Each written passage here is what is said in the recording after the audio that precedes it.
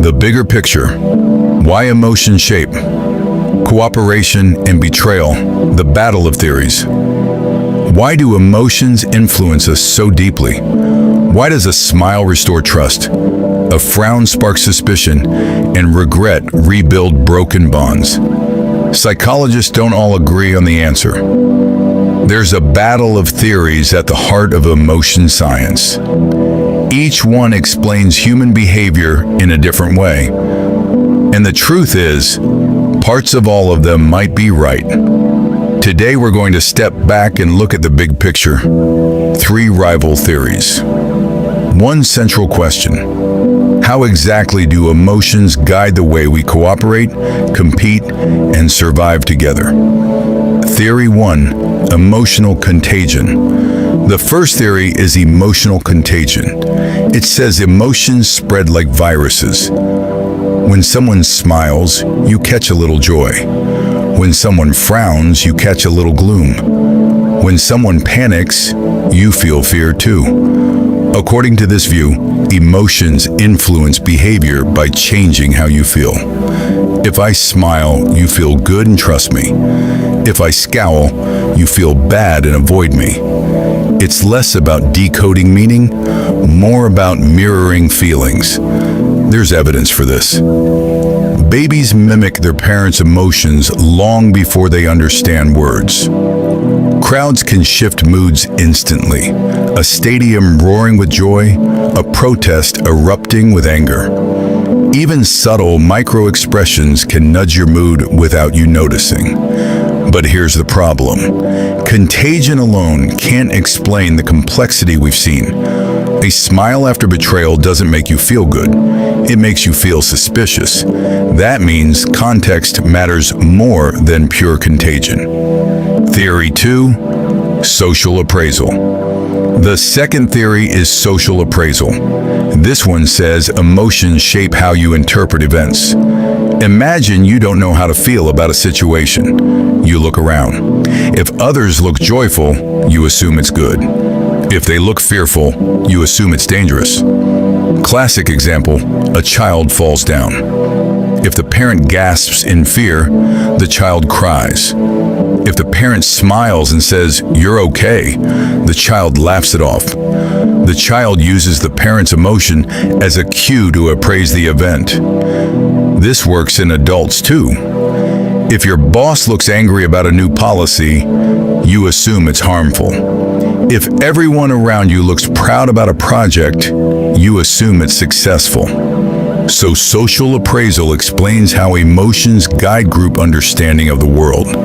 But again, this doesn't fully explain trust and betrayal in one-on-one games. When your partner smiles after exploiting you, you don't think the world is good. You think they benefited at my expense. That's not appraisal of the situation in general. It's inference about their goals and intentions. Theory 3, reverse appraisal. This brings us back to reverse appraisal, the theory we've been exploring in the past videos. Reverse appraisal says emotions don't just spread feelings or shape interpretations. They carry information about the other person's inner world. Joy says, "This helped my goals." Anger says, "You blocked my goals." Regret says, "I blocked my own goals." Sadness says, "My goals were blocked, but not necessarily by you." From that information, you infer intentions, and from intentions, you decide whether to trust, cooperate, or retaliate. This explains the context effects. A smile after cooperation builds trust. A smile after betrayal destroys it. Because what matters isn't the raw expression, it's the appraisal behind it. The evidence across experiments, across all 5 experiments, the evidence stacked up for reverse appraisal. Experiment 1. Same expression, different meaning depending on context. Smiles meant trust in cooperation, threat in betrayal. Experiment 2. Text versus face. Both worked, proving it's the appraisal that matters, not the channel. Experiment 3 and 4. Anger, regret, sadness, each linked to different blame inferences. Those inferences shape trust and retaliation. Experiment 5. Pure appraisal statements triggered the same effects as faces. Together, this chain proved that emotions shape decisions by transmitting appraisal information, not just feelings or general interpretations. Real-life power of reverse appraisal. So what does this mean for you? It means you're a mind reader, whether you know it or not. Your brain is constantly running the reverse appraisal algorithm. A colleague looks regretful. You infer they'll do better next time. A friend looks angry. You infer they blame you, so you prepare for conflict. A partner looks sad. You infer they're struggling, but you're unsure who they blame. This is why emotions are so powerful in shaping trust. They're not random moods. They're signals about goals, blame, and intentions, the psychological dangers. But here's the dark side. Because you rely on inferences, you're vulnerable to misreading or manipulation. A manipulator can fake regret to regain trust. A competitor can smile while exploiting you, knowing it unsettles you. A politician can express anger to rally you against their chosen enemy. If you take emotions at face value without checking context, you can be deceived. That's why reverse appraisal is both a gift and a risk. The bigger picture, why all three theories matter. Now here's where the story comes full circle. Psychologists argue, and rightly so, that all three theories matter. Contagion explains how emotions spread through groups and shape collective moods. Social appraisal explains how we use others' emotions to make sense of ambiguous events. Reverse appraisal explains how we decode intentions in cooperation and conflict. Together, they give us a full map of how emotions guide human life. Sometimes we catch feelings, sometimes we copy interpretations, and sometimes we read minds. Why this matters beyond psychology. This isn't just theory, it changes how we live. In relationships, learning to distinguish regret from sadness or anger helps you judge when to forgive and when to protect yourself. In leadership, showing regret instead of blame builds stronger teams. Showing anger directs hostility, sometimes dangerously. In global politics, leaders' emotions on camera shape trust, fear, and alliances. A smile in diplomacy can be reassurance or mockery. Understanding these dynamics isn't optional, it's survival. The future, emotions in the age of I. And here's where things get even bigger. If emotions are really just appraisal signals, then machines can learn to read and fake them. We're already seeing AI that analyzes facial expressions to predict satisfaction, stress, or deception. Chatbots that use regret statements to calm frustrated customers. Robots that smile at the right time to encourage cooperation. This raises an urgent question. If emotions are informational codes, what happens when machines can manipulate them better than humans? Do we end up trusting algorithms more than people? Do we get tricked by artificial regret, artificial joy, artificial anger? The science that explains cooperation today may become the blueprint for emotional I tomorrow. Final takeaway. So let's end with the big picture. Emotions aren't random. They're not just feelings floating in the air. They're coded signals about goals, blame, and intentions. Sometimes they spread like viruses. Sometimes they guide our interpretation of the world. And sometimes they let us read minds. But the real power lies in knowing how to decode them. Because once you learn that skill, you stop being fooled by fake smiles, empty apologies, and manipulative anger.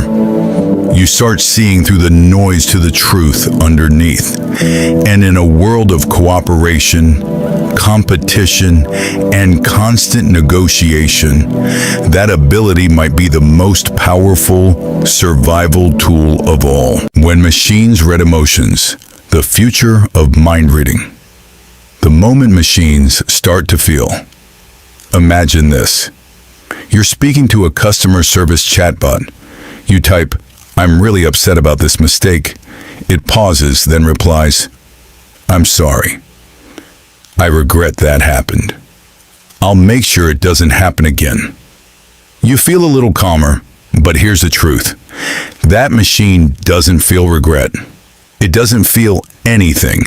It just used psychology's secret code to make you think it cared. This isn't science fiction. It's happening now.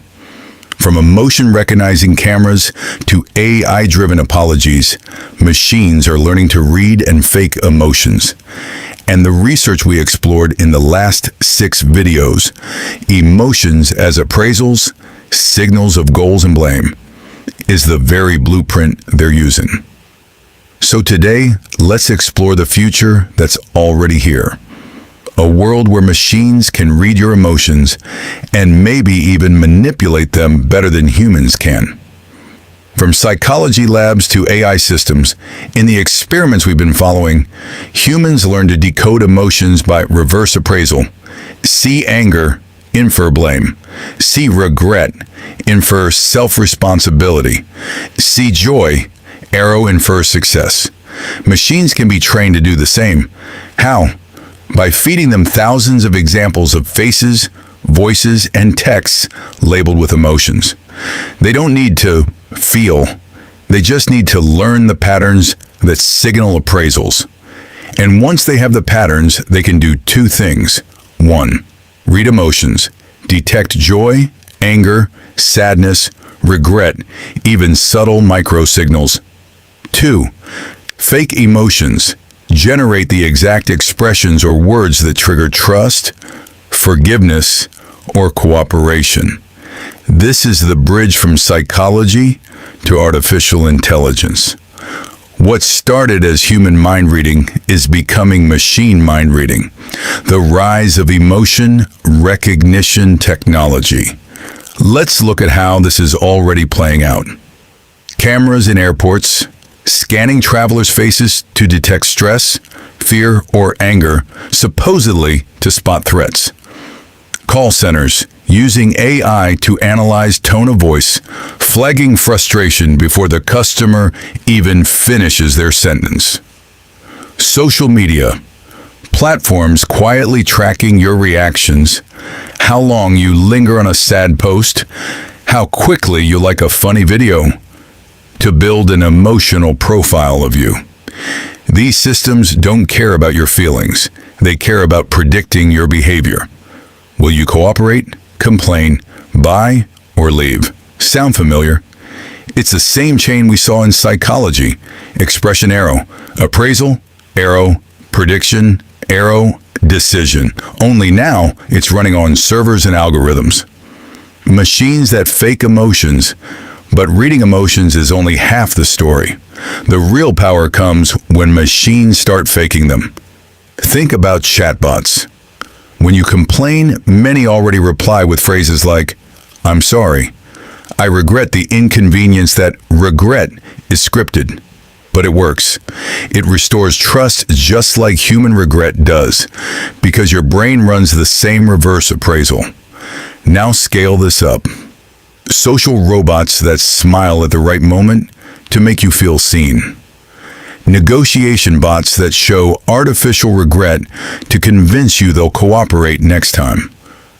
AI tutors that encourage you with joy when you succeed or show concern when you struggle. They don't mean it, but they don't have to. They just need to push the right psychological buttons.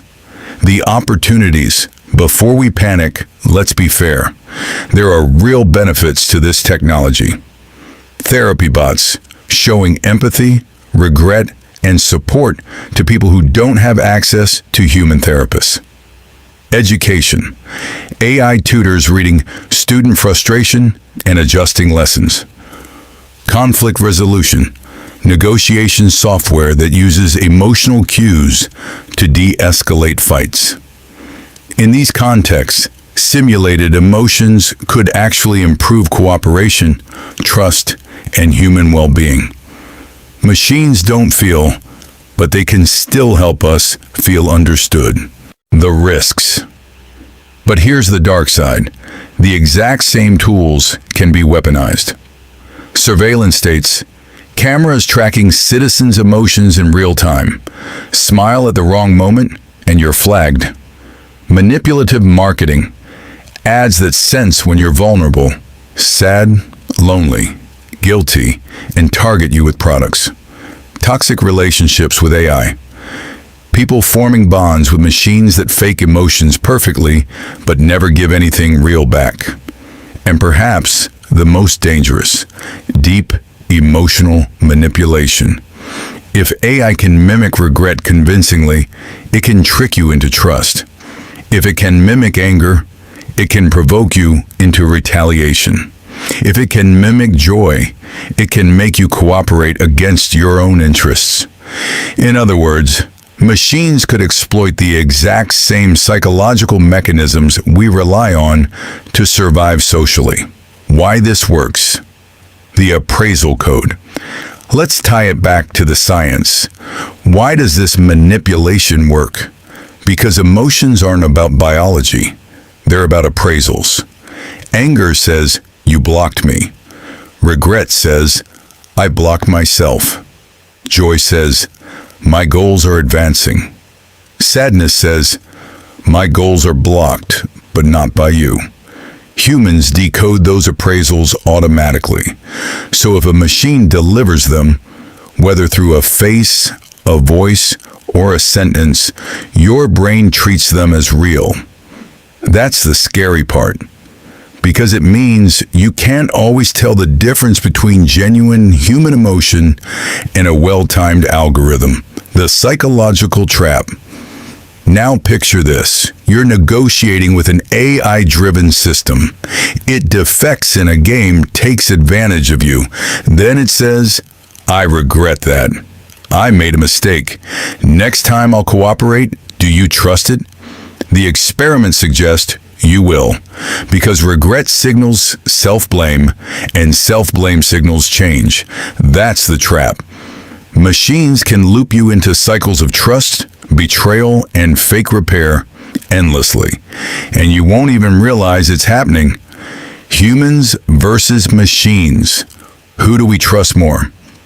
Here's the million-dollar question. If machines fake emotions well enough, will we end up trusting them more than humans? Think about it. Humans lie, get inconsistent, show micro-expressions that give them away. Machines don't. They can deliver flawless regret, perfect joy, endless patience. That makes them reliable. And reliability is the foundation of trust. This could mean a future where we prefer emotional machines to messy humans. A future where a robot's regret feels more comforting than a partner's. A future where leaders use AI-driven expressions to control entire populations. It's both fascinating and terrifying. The ethical crossroads. So where does this leave us? We're at an ethical crossroads. Do we regulate emotional AI, limiting its use in surveillance and manipulation? Do we embrace it as a tool for therapy, education, and cooperation? Do we teach people to recognize when emotions are simulated so they can resist manipulation? Because one thing is clear, the genie is out of the bottle. Machines are learning the appraisal code. And once they master it, the line between genuine and fake emotions may vanish. Final takeaway. Let's bring it all together. We started this series with a simple question. Can emotions reveal what someone is really thinking? We learned that emotions aren't just feelings. They're appraisals of goals and blame, signals that let us read intentions and decide whether to trust or retaliate. We saw how joy, regret, anger, and sadness shape cooperation. We saw how context flips the meaning of the same expression. We saw how words can carry the same power as faces. And we saw how the chain of inference explains why emotions influence us at every turn. Now, in this final step, we've seen that machines can use the same code. They can read us. They can fake emotions to influence us. And they may soon become better at it than we are. So the question isn't just, can we read minds through emotions? It's also, can machines read and control our minds through emotions? And the answer depends on what we do next. Because emotions may be the oldest survival tool in human history. But in the age of AI, they could also become the newest weapon.